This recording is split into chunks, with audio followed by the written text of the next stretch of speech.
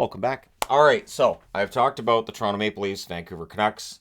I have talked about the Detroit Red Wings. I want to talk about the Washington Capitals. So unlike the other three teams I've discussed, not really big moves made by the Washington Capitals. I think they've been trying. Brian McClellan, after the draft, saying they were trying, that they were looking to make trades. They talked about moving up in the draft. Teams weren't interested in moving down.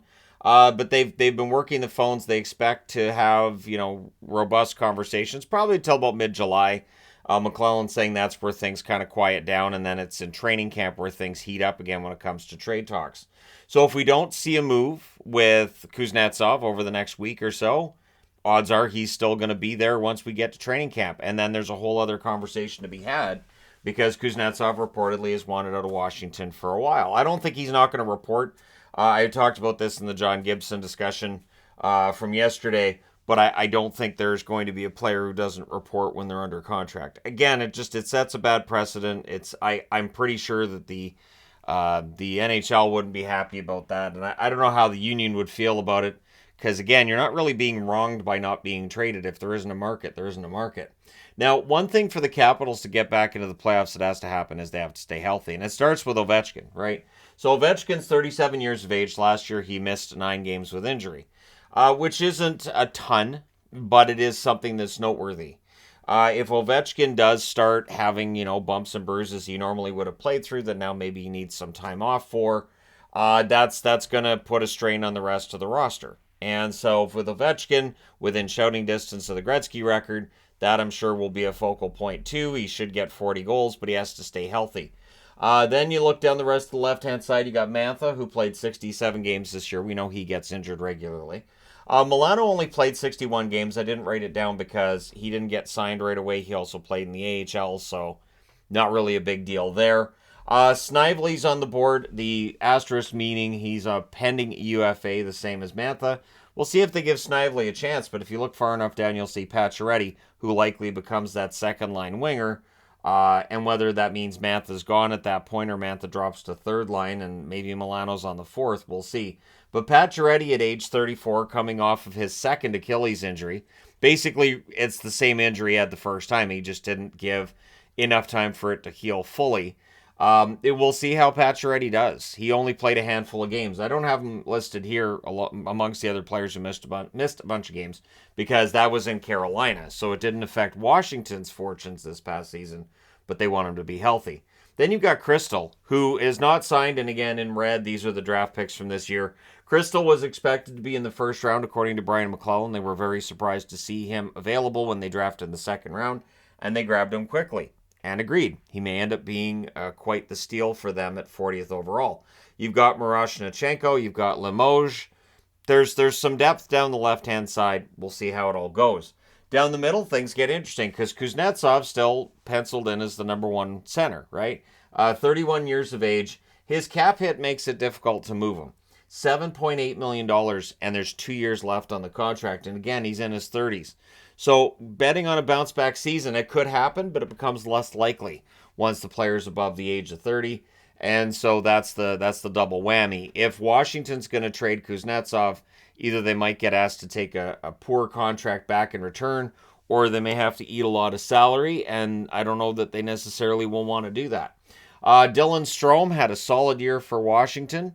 Backstrom, of course, played 39 games this past year.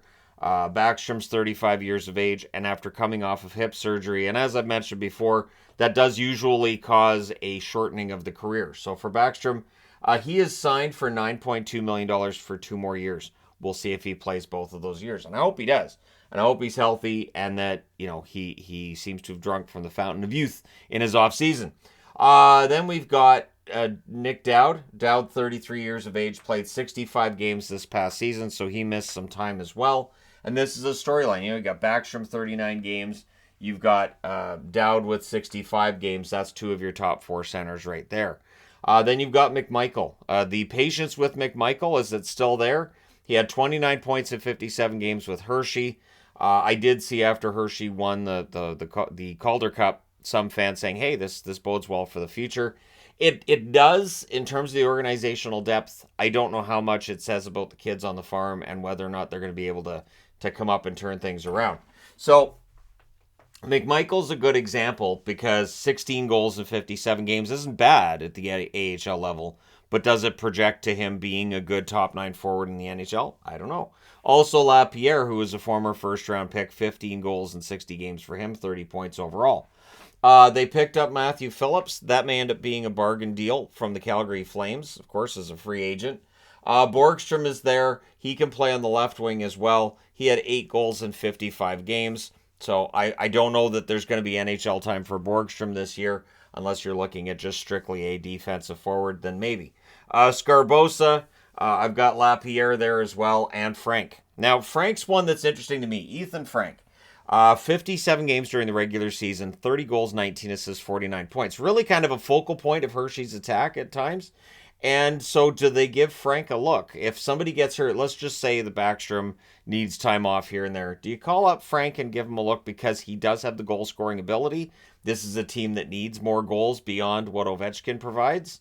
So does that come from a guy like Frank? This team could absolutely use a guy coming out of nowhere and ending up being a top nine forward for them. And so I got my fingers crossed that maybe Ethan Frank could be that guy. On the right side, you've got, of course, Tom Wilson, who played 33 games this past season. He's a pending unrestricted free agent, and the team wants him signed as soon as possible to an extension. There is no intention of letting Wilson go to market or trading Wilson or anything like that. He's a big part of this team's identity. I would be shocked if he doesn't stay in Washington long term. I'm thinking 7, maybe an 8-year contract.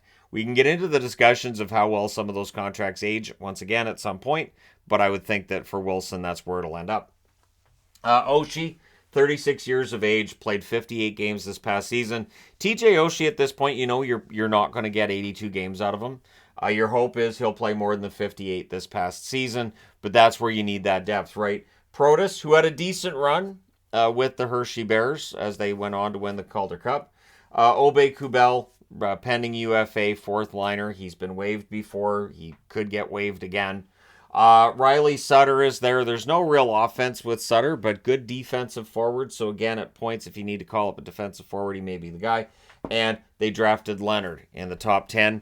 So we'll see how well Leonard does when he does make his debut for Washington. But that may end up being a really good pick for them. And the idea of having Leonard and Wilson on the same team, that could be kind of fun. Then you get into the blue line. I think there's more depth that's going to be signed for the blue line here. You've got Feavari, who, as I mentioned, is an RFA. You've got Carlson, 33 years of age, only appeared in 40 games. A big part of what hurt Washington this year was not having John Carlson on the blue line. They don't have anybody who can replace him. He is an elite offensive defenseman. But Rasmus Sandin was a solid addition at the deadline. I did like that even while they were selling, they were still picking up a guy like Sandin who could help them a lot, and giving up Gustafsson, who's gone as a free agent now. So Toronto essentially gives up Sandin, and I think that could look like a huge steal for Washington as soon as, I would say, end of October of this year. We might be talking about that again. Nick Jensen, 32 years of age. He's still there. Edmondson coming over from the Montreal Canadiens in a trade. Trevor Van Riemsdyk, 31 years of age, third pairing there. Lucas Johansson giving them solid veteran defensive work in Hershey. I don't see the NHL side for him, but yes, he's done well in Hershey. Alexeyev, probably going to be the 7th defenseman this year. McElrath, 31 years of age. Again, same thing. Good veteran depth to help out with guys on the farm. And I mentioned Iorio. I think he sticks around with Hershey for another year. He had 22 points as a rookie in the AHL this year. He looked good. I wouldn't say he's as NHL ready as, for instance, in that final Riker Evans. Looks like he's ready to take off for Seattle. I don't see that with Iorio yet, but the fundamental parts of his game are there. I thought he did a good job. I thought he was a key part of that team winning a championship, but he could probably use some more time on the farm. And then you get into the goaltending. You've got Kemper, who's 33 years of age and has played well. And he's the one that's signed to a nice long-term deal, $5.25 million till 2027 for Kemper. So their goaltending will not be a problem for a while. Lindgren is there as the backup for 2 more years he's signed. But Hunter Shepard has to get into the conversation at least a little bit. I would look for some of the guys who were key in that Hershey victory to get a look in the preseason and see what they can do. And I would expect Hunter Shepard to be front and center of some of that because he looked really good against Coachella Valley. And if you are able to maybe bring him in as the backup and mentor him to eventually become the starter, then you're in good shape. I like Lindgren. I don't know if there's starter upside there. Shepard's also a little bit older, so it shouldn't be as tough to integrate him and maybe get him into some NHL games if he's ready, as it might be for a goaltender who's 20 years of age, right? So again, the games played thing, and I think I've gone through everybody. I've mentioned everybody as I've gotten to them in the board on the board here. I just wanted to talk about it because that is a big part of why they missed the playoffs, is guys not being able to stay healthy. The other side of that too, though, is that there are other teams who have that problem, but depth bails them out. Washington hasn't had that premier level of depth to bail them out. So we'll see if they're able to figure that out between now and training camp. Because again, Brian McClellan hasn't stopped working the phones to try to make things better. Ovechkin signed for $9.5 million until 2026. Nobody's going to complain about that contract. Backstrom $9.2 million until 2025. Again, coming off of that hip surgery. He looked good at points this past season, but definitely not the same forward he was, say, 5 years ago.